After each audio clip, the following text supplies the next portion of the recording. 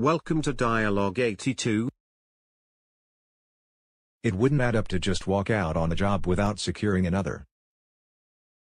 Don't worry, I looked around and there is an abundant number of jobs I could apply for, in the area.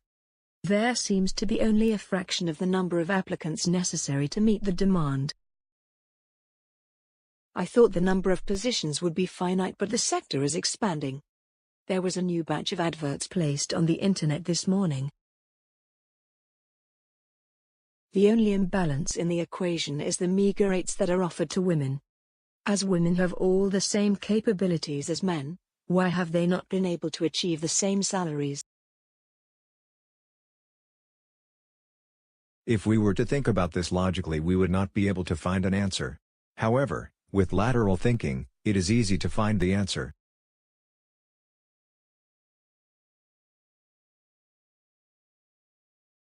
What is the answer then?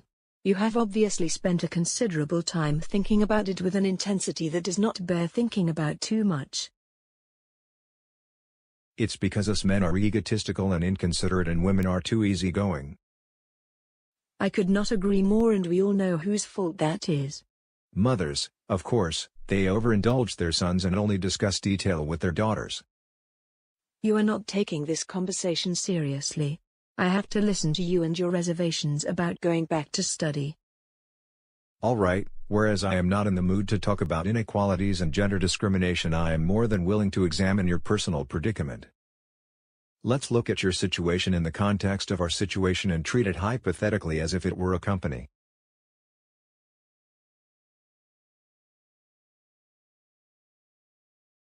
First of all, if we look at the outgoings and the income, we would not be able to survive for long financially if you were to stop working. In between the direct debits for the insurance, the mortgage, and the pension, your salary has already been accounted for. The money that comes from our investments and the revenue from the web page allows us to live.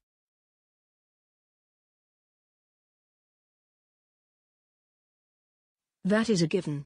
I wouldn't accept the job unless I was absolutely sure that the salary was as good if not better than the current one. If you were so fed up with your current job, would not you be so fussy before you looked for another job? If you were working for me, I would have given you a raise. Supposing you handed in your notice and he improved your salary, would you stay?